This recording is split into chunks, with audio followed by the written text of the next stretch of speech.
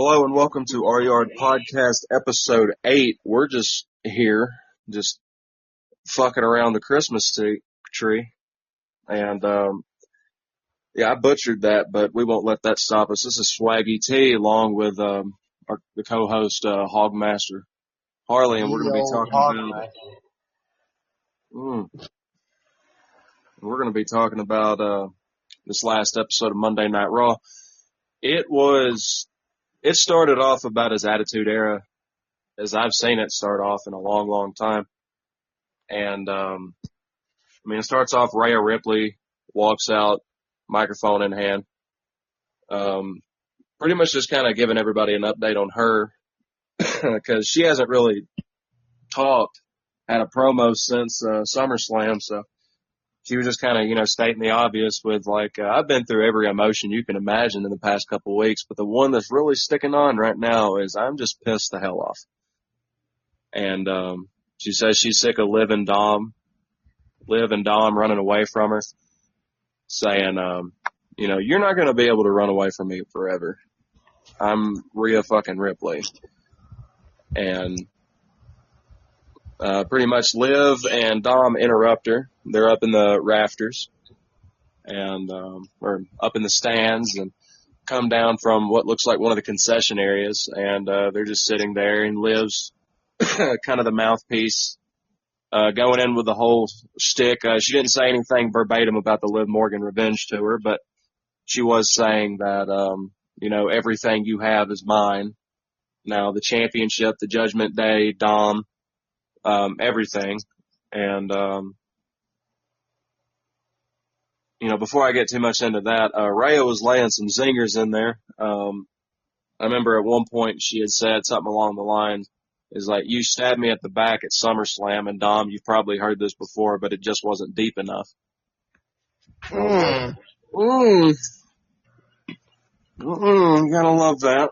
But, anyway, Dom takes the mic from Liv and starts saying, is like, you know why I left you? Is like, I wanted to feel like a man. I wanted someone to call me daddy instead of me having to call them mommy. And it was just it felt weird.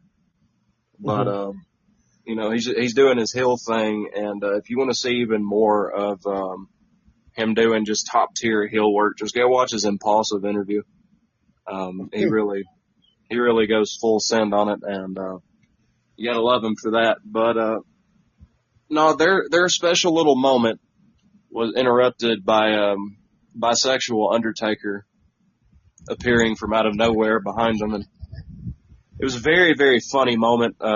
Damien's not even staring at them, just staring off into the great void while they take a sec to register what the hell is about to happen. And then Damien proceeds to beat Dominic's ass down the stairs, up the stairs, across the concessions. Liv jumps on Damien. It doesn't really do anything. He's still punching Dom, and then he beats him down the stairs, and then he throws him in the ring, and then here comes Carlito, who Damien then has a match with.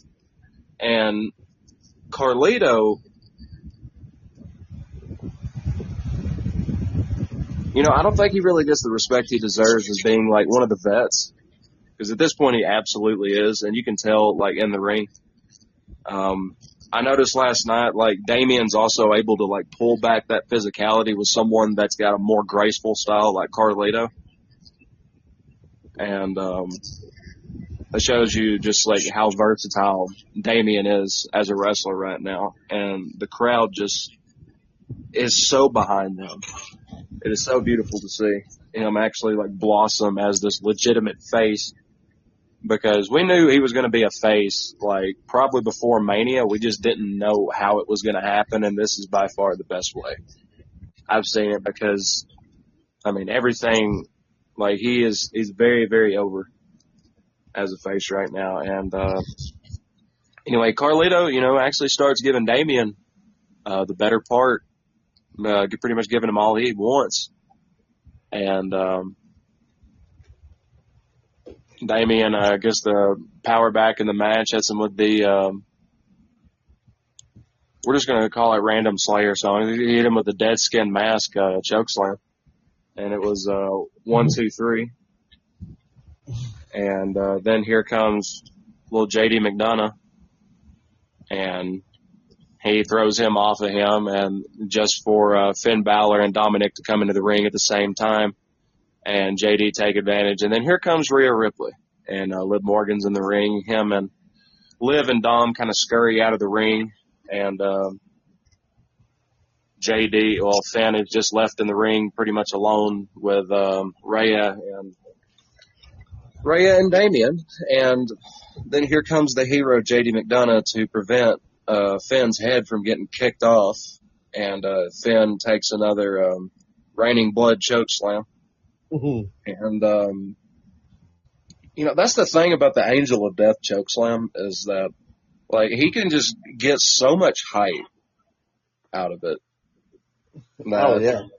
It's the amount of height. Like, I mean, he's definitely been given, like, these choke slams to, like, more athletic people. Like, Drew McIntyre, that one he took at Mania, he jumped all of 5 feet. Like, he was 5 feet in the air, vertically, at least. And I know Damien had a lot to do with that, lifting him up. Damien's a fucking tank, but, it's a beautiful move to see when it's just fully choreographed and, like, both sides are willing to work with each other to make it look as good. But no, he took that Seasons in the Abyss choke slam, and then here comes old Dominic, because that was a good idea. Dominic or Damien and Rhea are hugging in the ring, and then here comes Dominic off the top rope, and Damien catches him midair with a chokehold, throws him over to Rhea. Rhea's about to give him a riptide, and Liv comes in and saves the day. And that's the end of that particular segment. I would say between that and the Wyatt Six, those are my two favorite storylines going on Raw right now. The fact that the Terror Twins are just absolutely overpowering what's left of the Judgment Day it's surprising, but it's not really surprising at the end of the day. But you got anything you want to add to that? No, I mean, when we move on. Nah, I was just gonna say, like, it's really not surprising. I mean, like that they're dominating like that. Like, cause I mean, they really have been they've been the glue of that faction, since Edge brought them in. It's like, I don't know. I mean, but I'm kind of excited to see what they do. Just to see what ends up, happening with the Terror Twins, like by themselves and away from the Judgment Day, and and then of course they announced which I guess it's later, but I say it now, it don't really matter. But I mean, they announced the tag team, the intergender tag team match, which will be, there's going to be at Bash in Berlin. And honestly, like, the Terror Twins have been getting the upper hand, but I think they're going to lose. Like, I think Dom and Liv are going to end up winning. And then I think Bad Blood is when that shit's going to go down. Like, I think that's when we're going to get, like, a full-on, hopefully a Hell in a Cell or a no DQ match with Liv and Rhea. And then, Damien and Dominique, they might have they could end up having a match together too. Like a singles match. Yeah, I think potentially, like, this is definitely building towards, like, a Damien versus Finn match. Oh, yeah. If I'm not mistaken, the last time they had a match, Finn won. If I'm not mistaken. I might be wrong on that, but I know, like, Finn beat Damien. Now, like, would he now? Probably not, but I agree that Dom and Liv are probably going to go over, but it's probably going to be because of some Judgment Day bullshit. Oh, yeah. As it always is. And yeah, it's going to be something dirty. Yeah. But I can't say I'd be, like, 100% surprised, like, if Damien and that could be, like, one of the first pay-per-view matches we've seen in a while that ends in a DQ, too. Like, it would be Yeah. very, very disappointing, but I mean, it definitely checks out for the story.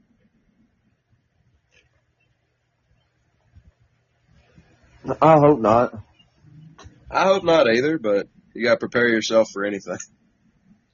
Yeah, that's true. You prepared yourself that Solo Sikoa was going to win the WWE Championship, so Yeah, so, I guess. you know, it's always good to have a pessimist in the mix just in case things do go to shit. Right. But you know, up next it went like it came back from commercial and had the Wyatt Six vignette, pretty much just recapping their debut and like the specialness, you know, like the special. I guess, but yeah, the specialness of you know, of everything, because like, you know, what, 11 years prior, the original Wyatt family made their debut in that same stadium, and then here they are in the Wyatt Six making their in-ring debut. You know, their tag team, and like, it was cool. Like, it really was. It was something, I don't know. It was very, heartfelt. And then, you know, just saying like, we're here and we're not done. It's like, brother, I'm ready for y'all to start cooking on some other people, like, just to see who else they can get. Cause like, if you think they're gonna go after people that are betraying their families, you know, so to speak, it's like, well, they got a whole field of people, like, they got a slew of people they can choose to go after. But then, but yeah, that was about it on that. It's just, you know, a little short thing. Had a lot of meaning to it though. It was cool. And then it was, then Odyssey Jones, he had a squash. He had a squash match against, Squash. he had a squash match against, Vincent Winey. What a name. No jobbers. And, there really wasn't much to the match. Like, the dude, like the Vincent Winey, like, he was selling his ass off.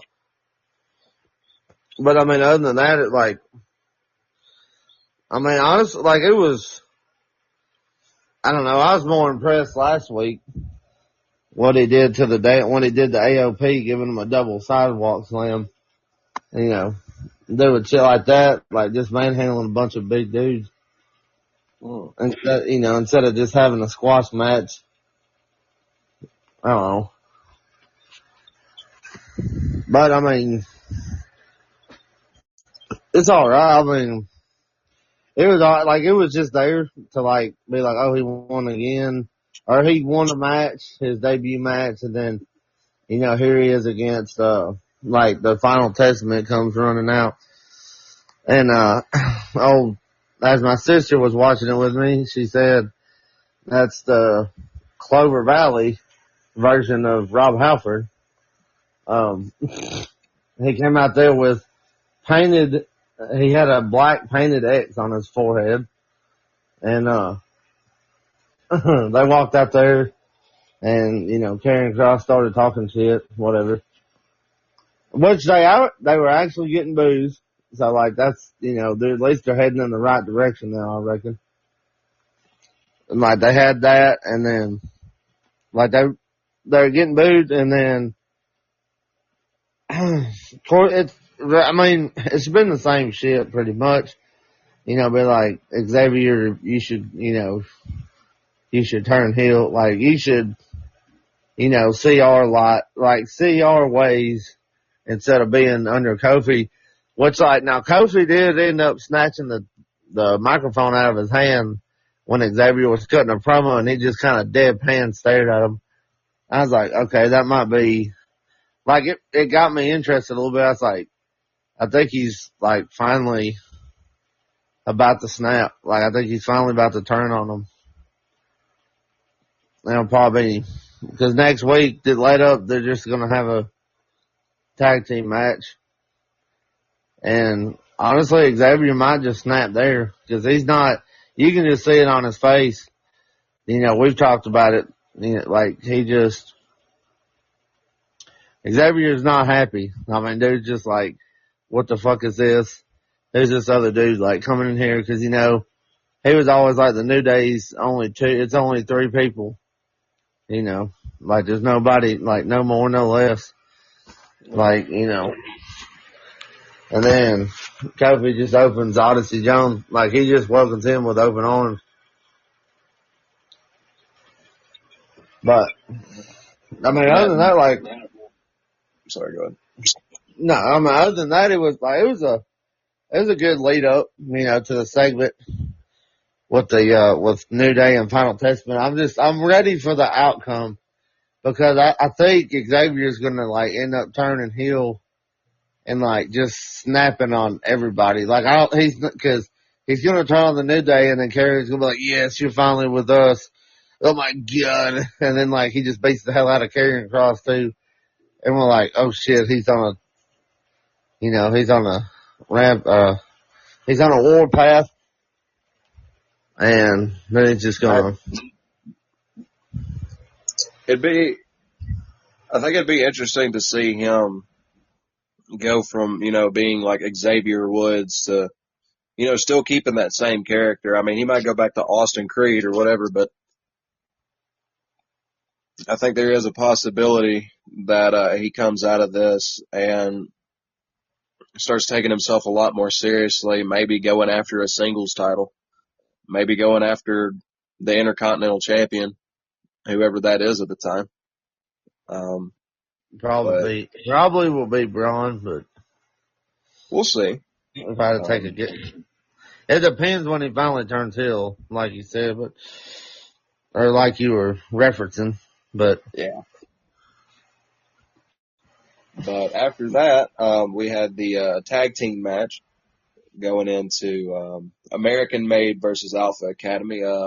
Chad Gable was not there. He was on his way back from Paris, France, because he was at the Olympics. And before the match, really it was before the squash match, Ivy Nile had come in there to talk to Alpha Academy and had mentioned is like, hey, you should just like come hang out with us. You don't need to be hanging out with these guys. We're all going to hash everything out. And Maxine said, no, I'm not going to abandon my family. And Ivy was like, I was afraid you'd say that. So bearing that in mind, also one little side note before this match, Drew McIntyre, came into Pierce's office, looking for CM Punk. Pierce said, Punk's not here tonight. We'll get into that later. Anyway, American Made, Julius and Brutus, come out after, Otis and, Tozawa and Maxine Dupree all come out, and it's a Texas Tornado tag match, which means it's no one has to tag in. It's everybody fighting all the time, and a very fun match. But it was a damn good match. It really was. Otis and Tozawa, they have a lot of chemistry as a tag team, and the Creed brothers, like they're like the definition of having fucking chemistry with each other, and everyone in there is phenomenal athletes. Tozawa at one point was one of the most exciting wrestlers to watch in the world.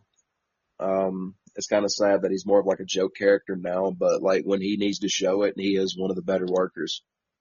He's like a sleeper kind of worker, kind of like a Tajiri, and I'm not saying that just because they're both Asian, but it's like people that are never really appreciated because they were used more for like comic relief, but they're phenomenal workers in their own right, is what I mean. Oh, yeah.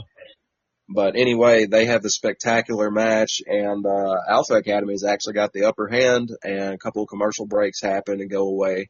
Little side note, Julius busted his hand open really bad in that match, and hopefully he didn't break anything. Hopefully it's just a cut. But he was bleeding really, really heavily because at first I noticed it on the side of Otis's face. I thought he busted his ear open. Then later on in the match, I noticed like there was just blood pouring out of Julius's right hand. So hopefully that's nothing too serious, something he can work through because I really enjoy watching him and Brutus being used a lot more as of late. But Ivy Nile, remember her? She comes out and just start waxing fucking Maxine's ass just on the announce table, just whooping that ass for it. Anyway, it distracts Otis enough that he goes out there trying to stop Ivy because they're all supposed to be friends. I think Brutus comes over and knees him out, leaving Tozawa alone in the ring. They hit him with their finisher. 1, 2, 3, match is over. They don't really spend much time like beating them up. More so just getting the win and rubbing it in their face. And it's a pretty interesting storyline going on there. But the Wyatts weren't directly involved in any matches tonight, which they had their own vignette earlier, like Harley was talking about. But, you know, it was a good match. It wasn't the best match of the night, but it was definitely I wouldn't say it was the weakest match of the night either. Anything else you want to add on that in the match? Oh, I mean, no, I mean, not really. It's like, it was a fair, I agree with you. It was a good match. It wasn't like, it was just like a middle, just like a mid match, I guess, because it wasn't, not great. Like, it wasn't nothing like, like, there wasn't nothing eye popping, like, besides, like, Otis had some good, he was shining a little bit there. Like you said, they had the upper hand for a little bit, but I mean, like outside, like all of them truthfully are, like all of them are really good workers. Oh yeah. So like, they cooked with that match. Like, like you said, the storyline is interesting. I'm curious on how it's going to evolve. Me as well. And 2 more things. I'm not trying to, before we get into the next thing that happened, 2 more things. One, before the tag match itself, Otis had a bit of a stare down with Obafemi, who has the NXT North American Championship. He had the Open Challenge yesterday. For anybody listening, today is Wednesday. For us. Tuesday, NXT, he had the Open Challenge. Otis came and challenged him and gave him probably the toughest match Oba's had, but Oba did retain the title. And that was a little bit of a foreshadowing for that match. And 2, the very end of that, there was a Pete Dunne vignette pretty much directly after this match. And Pete Dunne is definitely like carving a way out for himself, and you'll see what we're talking about later on in the podcast episode. We'll get into that, but Pete Dunne had a vignette where he was being interviewed, and was basically finally given the reason why he is so angry with Sheamus, which is very valid reasons. Like the way creative has been booking the heels lately, it's never like just being a heel for the sake of being a heel unless you're like Dominic Mysterio. But Pete Dunne has every right, like he has very valid reasons for being upset with Sheamus. Like basically taking away his former identity. This is an 18-year vet. It's a dude that's been wrestling for damn near 20 years. And Sheamus trying to little brother him, take him and Ridge Holland under his wing, and he brought up a good point, like, where is Ridge Holland? Like, if you cared about us that much, like, you come back, not speak a word to me, and, just act like nothing ever happened. You stripped him of his identity, made him go by Butch, which, thank God he went back to Pete Dunne, thank God he went back to being the Bruiserweight. But, he was letting some insight in on that. But directly after that, we had the Bronson Reed backstage segment with Adam Pearce, and I will let you tackle that. Yeah. It was just, Bronson Reed's like, Adam Pearce like, why did you do that? And he's like, because I could. He's like, you can't stop me. He's like, you made me, just pretty much like, I asked you for a chance and you kept turning me down, never giving me opportunities, so I went and made a name for myself. And by God, did he. Yeah. And, dude's getting over right now. Of course, Trevor will get into that more, when he went to his match and all that. But my God, dude is, yeah, Bronson Reed's. It was a fun little backstage thing. It was nothing too in depth, just a little, hitting the top, skimming the top of the water. I mean, yeah, it's good. I liked it. I mean, it's just short and sweet. It's you wouldn't never put stock in me and, give me matches to help me get to a singles title. So, took matters in my own hands. When it's like you said too about Pete Dunne, it's the way they're booking these heels, they have valid reasons of being mad and being upset. And Bronson Reed, dude is, Bronson Reed is great. He is great in the ring. And he's actually pretty good at doing this back, the promos and vignettes and stuff. I haven't really seen him cut an in-ring promo. I've seen him a few times just come in while somebody else is talking, but his mic work, talking he's not bad. He's not bad at it by any means. He hasn't had that moment where he's he can showcase his mic talents, but he does what he has to do just to get you enough into where he can show you what he does in the ring and just better be than the Tongas.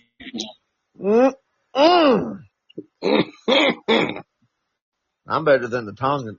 Stephen Hawking's a better mic worker than Bachaloa. I mean, whew.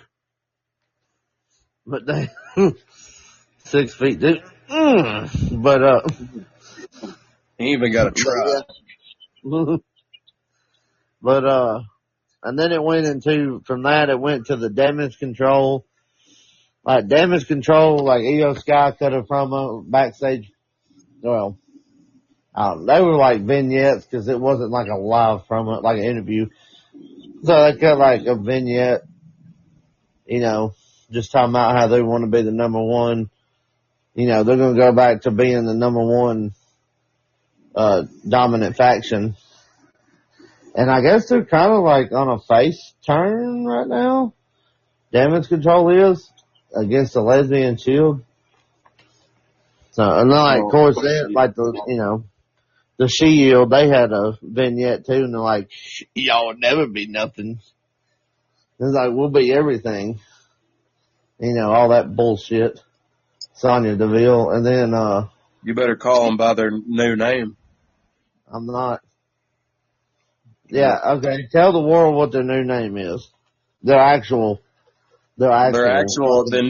new faction name for Sonya Deville and Baszler and Stark is the Pure Fusion Collective.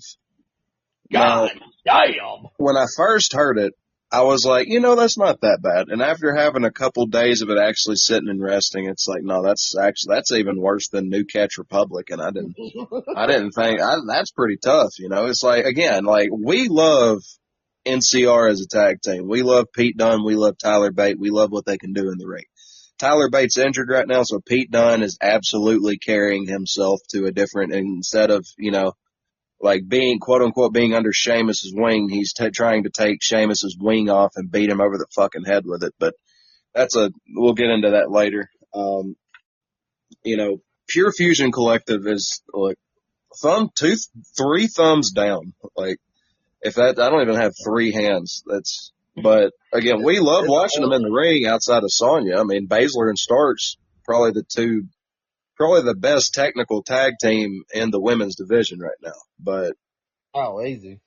That's the worst name. Goddamn, it's bad, dude. The Bill's kind of growing on me too. I'm kind of enjoying her, her, in ring stuff. Her promos aren't just horrible, but my God, that fucking name that came up with the faction, that is like you said, 3 hands down. That shit's tough, brother. Like, I don't know who pulled the trigger on that. Probably fucking Def Rebel. Just so they could make a theme song. PFC. Pure. It just sounds like fucking Goosebumps. Like, that's the Def Rebel way. Yeah. But anyways, so it goes from their vignettes into the match between, it's a tag team of,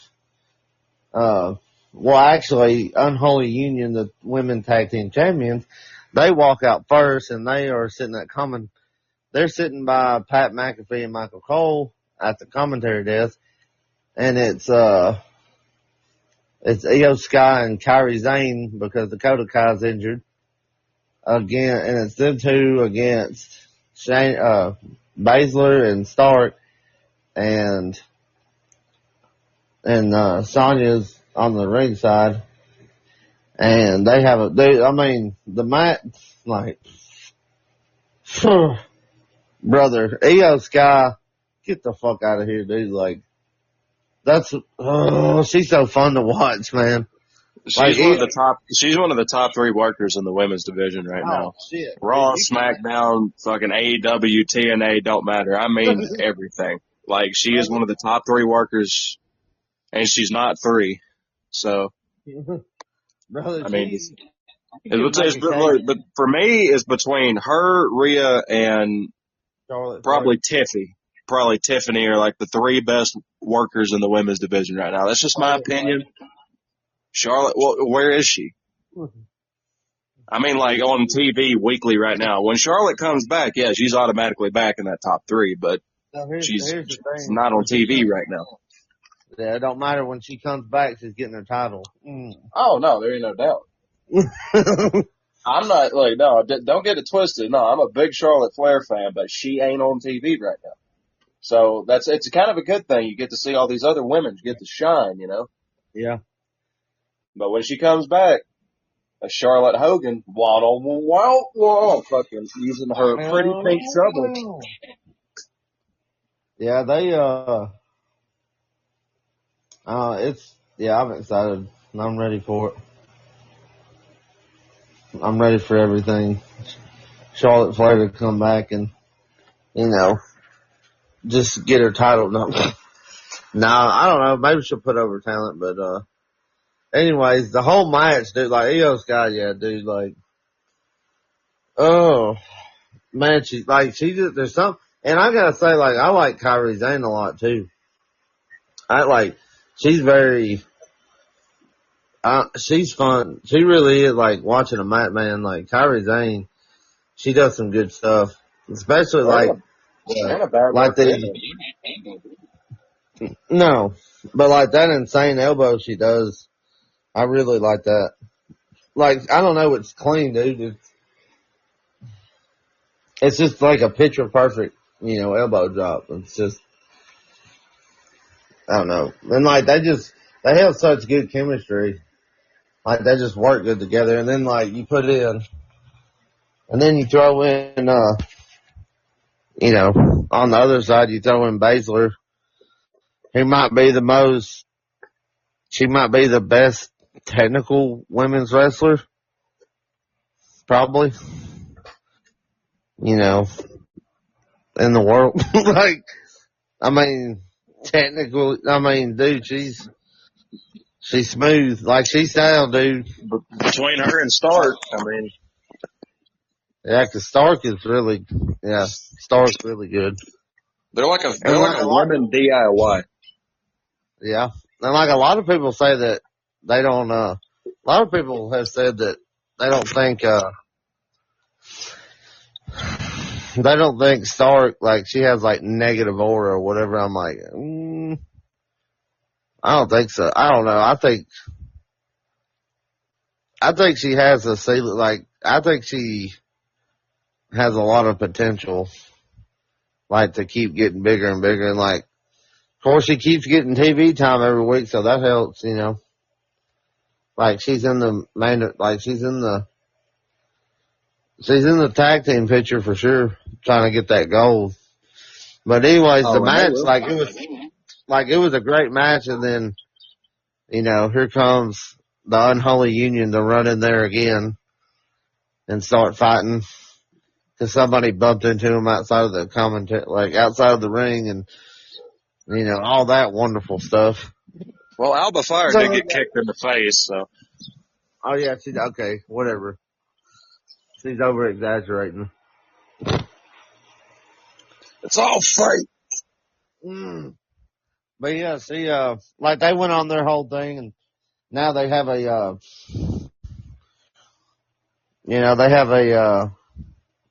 pretty much set up a match for next week. I'll get into it a little later, I guess. But, yeah, I mean, that's about it. It's like they came out, DQ, here they go. Just the whole back and forth. Like, it's going to end up, I think the title's going to end up being swapped. Like, it's going to end up being taken off of Unholy Union and going somewhere else. So, Yeah. probably, I don't know, Baszler and Stark would be, I think they could, benefit from it at this point. Because it seems like they're trying to get a push. But, who knows? But I mean, after that, then, let you take it over. Because it cuts backstage to a national treasure, R-Truth. R-Truth and our good friend, The Miz. And this was probably, again, probably the most exciting, outside of the intro, probably the most exciting 20, 25 minutes in the whole show. In the Raw. And if you're wondering what that noise is, people, we are currently being bombed by the Soviets. They're flying overhead. All right, I fought off the Soviets with my bare hands. But anyway, right after that, we were talking about R-Truth and The Miz. In the back, The Miz has been very clearly annoyed with R-Truth the past couple of weeks, really since losing the titles. And, R-Truth was trying to cheer him up a little bit. He's like, look, I understand, He's like, we keep losing matches. We lost one at the Rock and Roll Express. He's like, A-Town Down Under. And R-Truth's like, damn, them too. And Miz is just getting annoyed, but he's like, don't worry. I got you a Intercontinental title match with Braun Breaker. And the Miz is like halfway excited, halfway a little nervous because it's Braun fucking Breaker. And he's like, wait, you got me Intercontinental? Wait, Sami Zayn's got a match with him. He's like, I don't know about that. That's you, ain't you? And they look at the screen, and the Miz does have a match with Bronson Reed. And he begins to have a bit of a panic attack about that. And here comes Randall Keith Orton, the GOAT himself. And Randy Orton's like, well, what's wrong with you? You got to go against him? I was like, yeah, I do. It's like, oh, you got this, dude. You're one of the most decorated wrestlers of all time. You're a 2-time Grand Slam champion. You're multi-time Money in the Bank winner. You've beaten worse people. You've beaten John Cena at WrestleMania. You got this in the bag. He's like, and Miz, he's like, yeah, I do got this. He runs off, and Tracy's like, does he got it? And Orton's like, come on. And just starts walking out to the ring. And after a commercial break, Randy Orton's starting to come out to the ring to kind of, start promoting himself as well as this match that's going to be happening at Bash of Berlin for the World Heavyweight Championship. And saying, like, he wins this, he's going to be a 15-time champion, which is one more away from John Cena and Ric Flair. And that would pretty much immortalize him as one of even more of a GOAT than he already is. But here comes Gunther out to stir the pot a bit and to let everyone know, is like, pull your cameras out and look at Randy Orton here.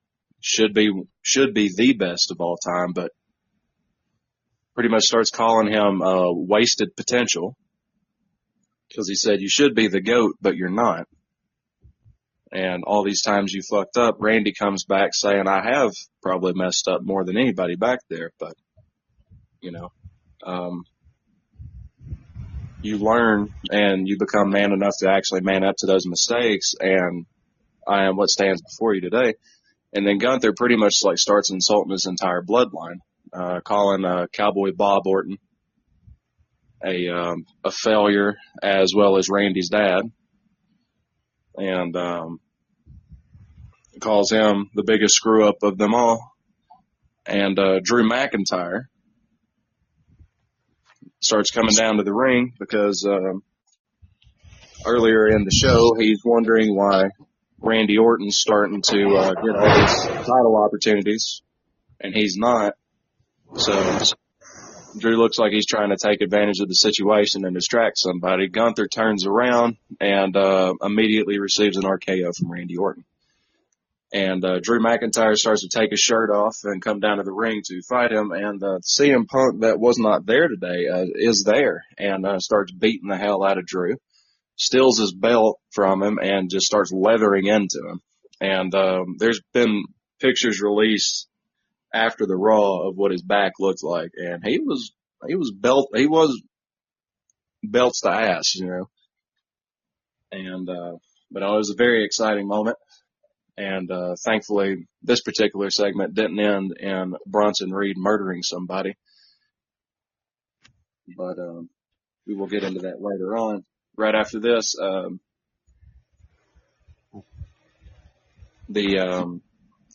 it goes to Sheamus being interviewed in the back,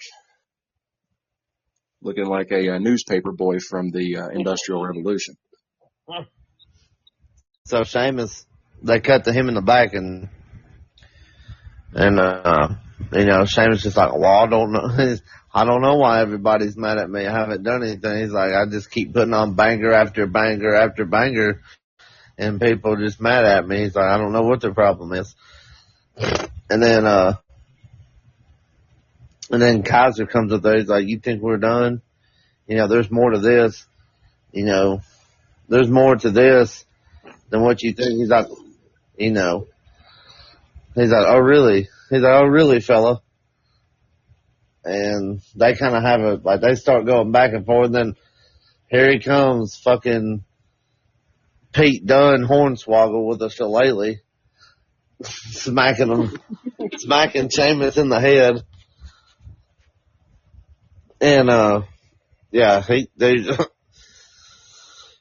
I'm gonna say he hit him with that shillelagh, like, that some bitch, like, he got a clean crack on him. I was like, boy, howdy. That's tough right there, getting hit with the shillelagh. And then, you know, they have a whole brawl out, and then they have to come get him, which kind of was like the, you know, what goes back to what Trevor was saying earlier about Pete Dunne cutting that vignette, and then it was, you know, why he's so mad, and which ended up, you know, led up, like it's more, you know, just building up that storyline. And I'm sure they have a match next week, and I'm sure Kaiser is going to get involved somehow. Like, I'm sure he's going to run in there and be like, you know, oh, y'all can't do this because me and Sheamus had a match and then you intervened and blah, blah, blah. And, you know, all that shit. They'll probably end up in a triple threat match, and then it'll probably end up Bronson Reed will get in there because they're probably going to see to fight for an intercontinental shot with Braun Breaker, you know, or some shit. Who knows? It's going to be something, you know, in those reigns, I think. But because all of them are going to be trying to go after, which I don't think Kaiser necessarily is really going after a singles gold, but I mean, dude, he could put himself in that picture now. You know, like, dude's got the chops for it. Like, dude, I mean, Kaiser can fucking work, brother. Like, he can work with the rest of them. It's like, shit, like, you know, hell, he could go after the IC title and try to have, like, him and Gunther both having belts. You know, who knows? But then, like, you had all that, and then CM Punk is getting interviewed by Kathy Kelly, and she had, like, as soon as she opened her mouth to say something, like, you just, like, hear like, you just hear everything in the background, and he's like, "Whoa!" And it's Gunther because he caught an RKO. When he told Randy, he's like, nothing catches me off guard, and the RK out of nowhere took him down, and Gunther was having a fit back there, and here he comes. And CM Punk, then CM Punk's like, what the hell was that? And just keeps talking about whatever. Just keeps talking about Drew, and, like CM Punk's just, he's locked in. He's locked in on Drew McIntyre. Trying to go in there. Which I guess they're gonna keep going.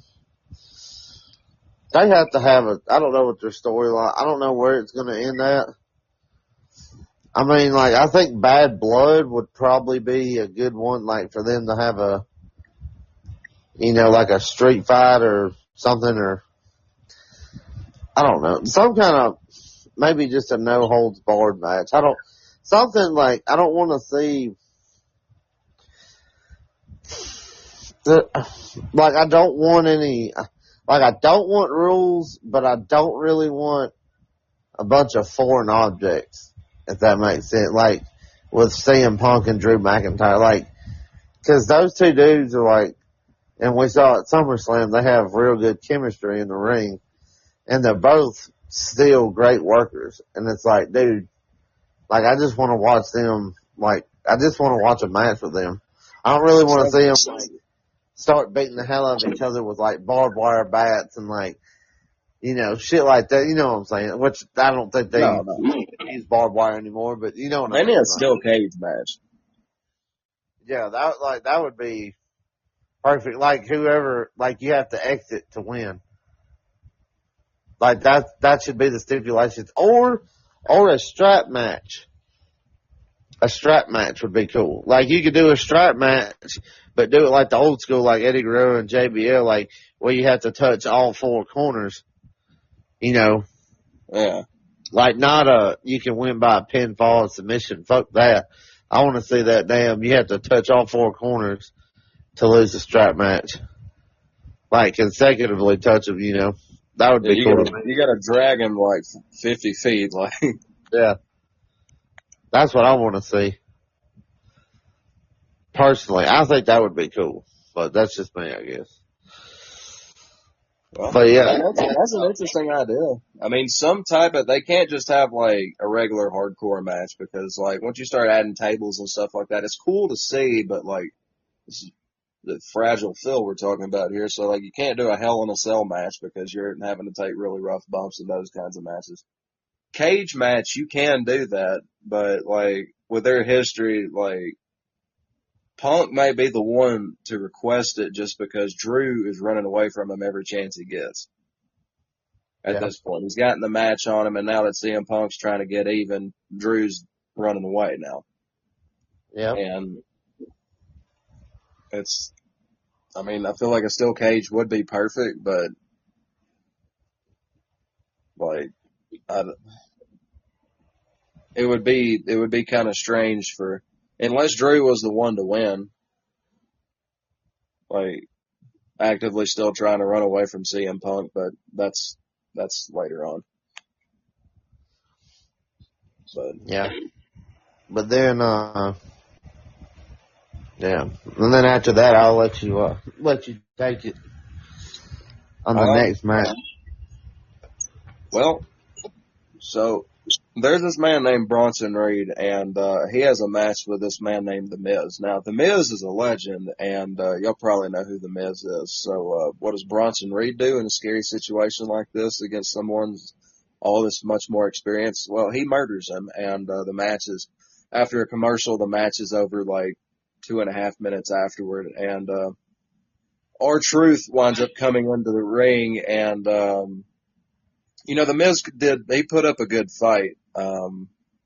Not nearly good enough of one, though, because Bronson Reed, trying to get himself over, goes back up to the rope to try to make a repeat of what he did to Seth Rollins. R-Truth comes in and stops The Miz from getting destroyed, and in the process winds up taking a tsunami. And then here comes Bronson Reed, and with another tsunami. And next thing you know, here comes the most useless management team you've ever seen. It's essentially like telling a black bear, no, stop it, cut it out. Like, from like mauling a puppy. And, R-Truth being as big of a national treasure in the WWE as he is, and you still have people chanting one more time, it really shows you how over Bronson Reed is right now. And if you can destroy R-Truth and have the fans cheer you, either we are just in a way more heel era of like what the fans want, or Bronson Reed is just that over.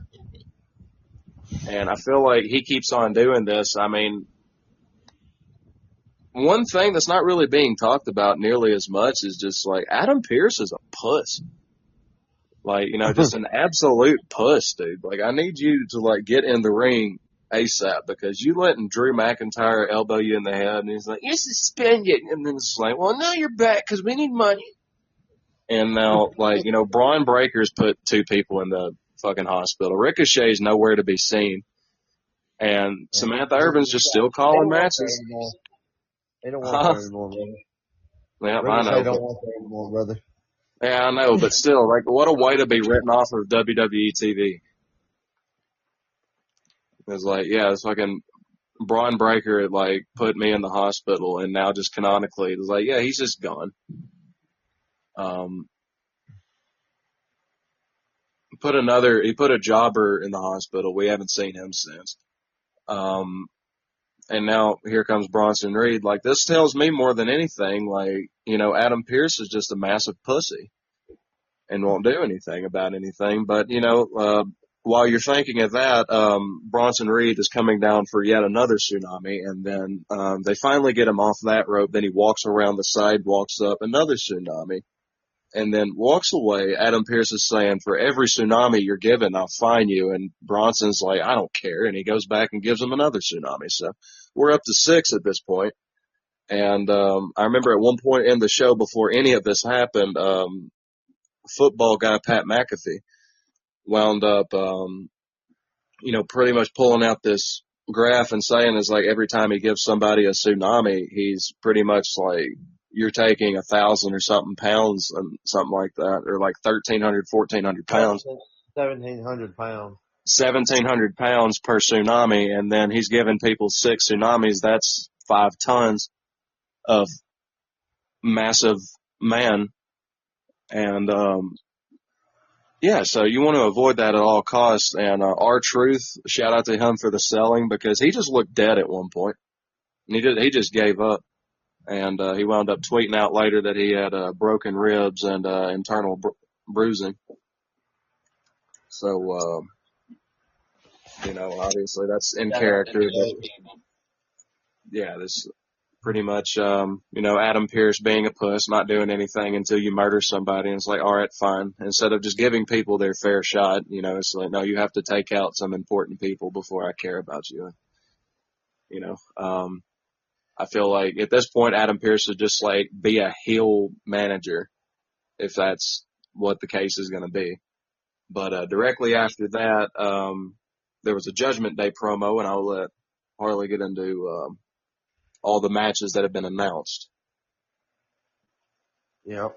So this is where I sign off forever. Good talking. No. Judgment Day is Judgment Day cut a promo, and it was all right. I mean, it was like, just watch your back at Bash in Berlin, and fans like backstabbing Balor is back or something, like backstabber and Balor is here, Damien. Don't forget. So like that little bit of foreshadowing, that might be some foreshadowing for them jumping into the match, like costing them the match and at Bash in Berlin. And Which I like. It was all right. It was just them talking like that and Liv kissing, like being like, "How could you talk to my daddy Dom like that?" And then give him an Eskimo kiss. My daddy. But really, like the coolest thing about it though was like, no pun intended, was Carlito like tossing the apple back and forth. Like I don't know what it is. Like him throwing up that apple just looks like it shouldn't look that menacing as it does, but it just adds a pop to it. It does something for me. I don't know why, I just like it. It gives a little character.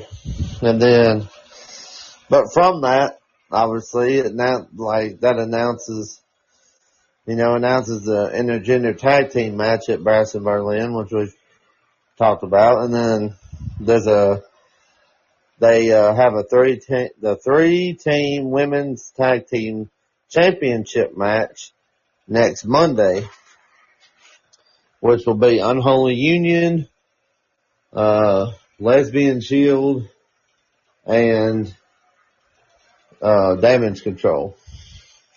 So it's going to be.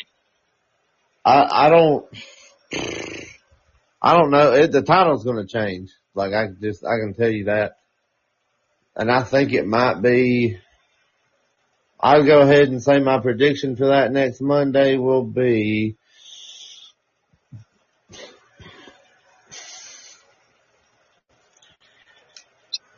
Oh, go Stark and Baszler, I guess. Yeah, I was going to say. I think that just because they need the push. Now, like Damage Control, because I think they're turning face right now. Like with EO and Kyrie, I think they're turning face. But like, I don't know. Like EO's, I don't know. They're kind of more solidified than. Like it doesn't really affect them if they have tag team gold. Like in their faction, like it'd be cool, but like it don't really affect them.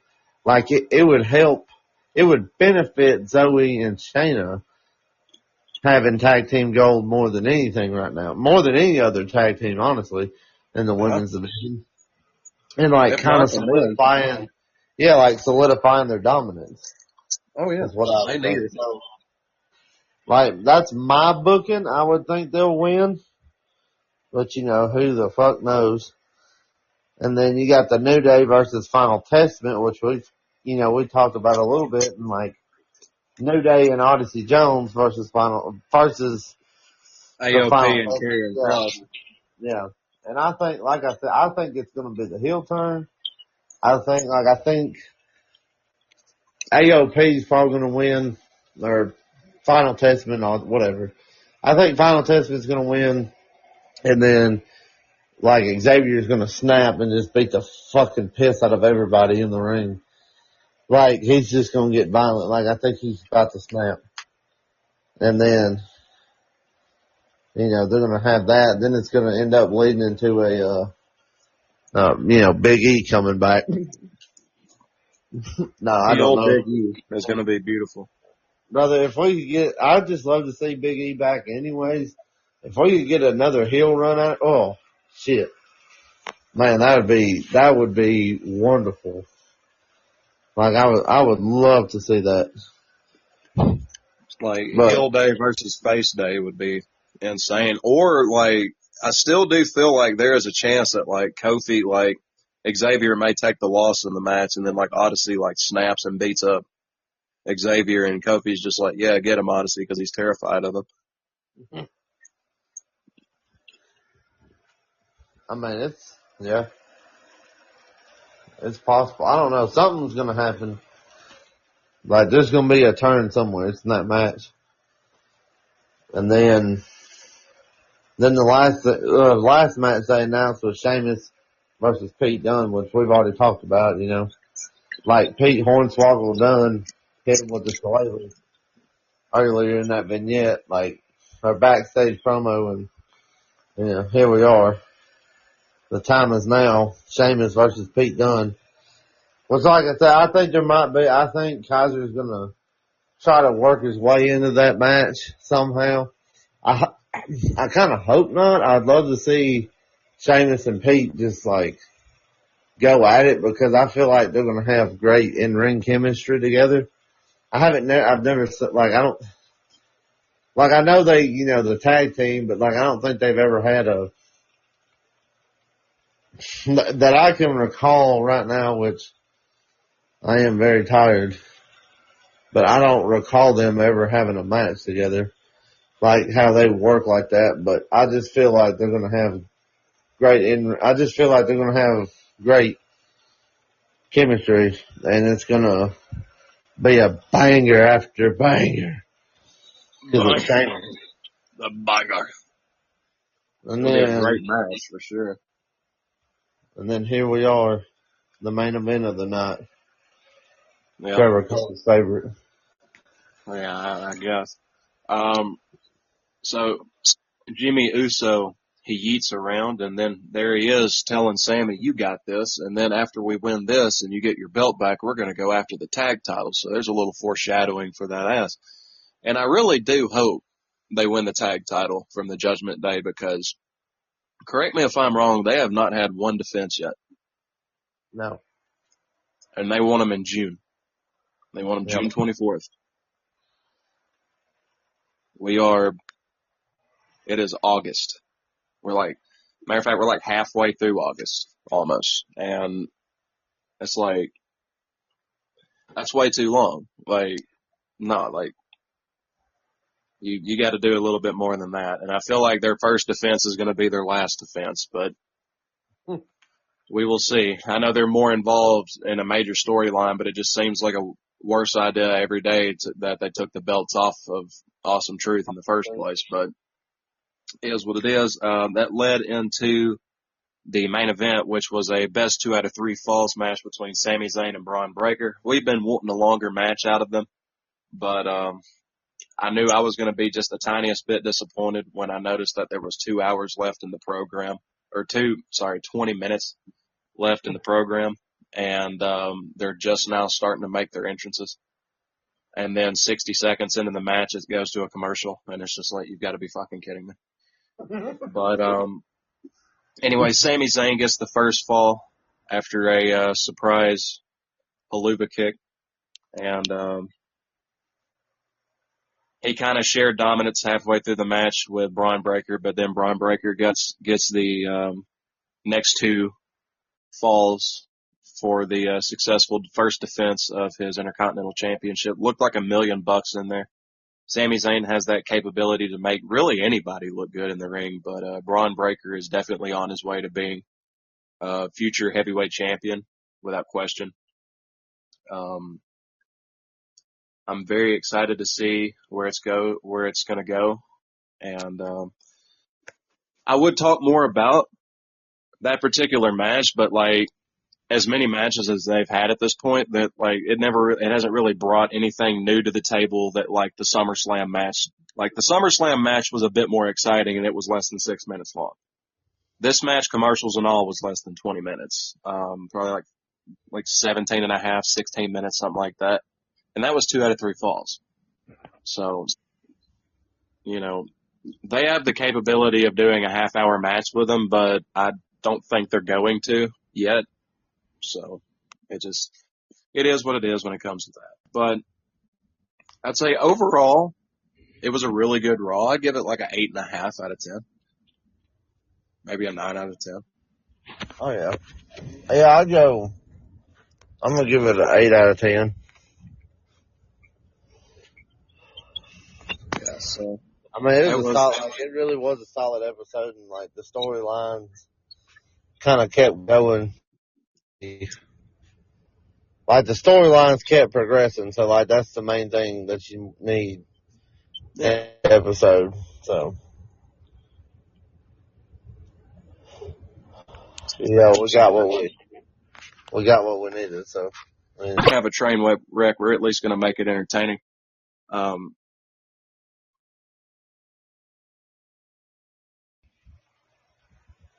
All right, so that's the Raw review for today, and we want to thank you for listening, tuning in for episode 8 of Our Yard Podcast. This has been Swaggy T and Hogmaster coming at you live from the 541662 general area that encompasses more than like 80% of the country geographically. But nevertheless, thank you for listening, and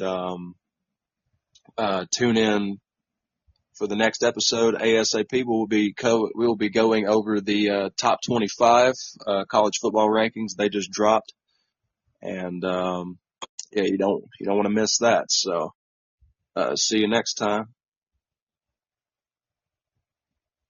Love you guys. Oh.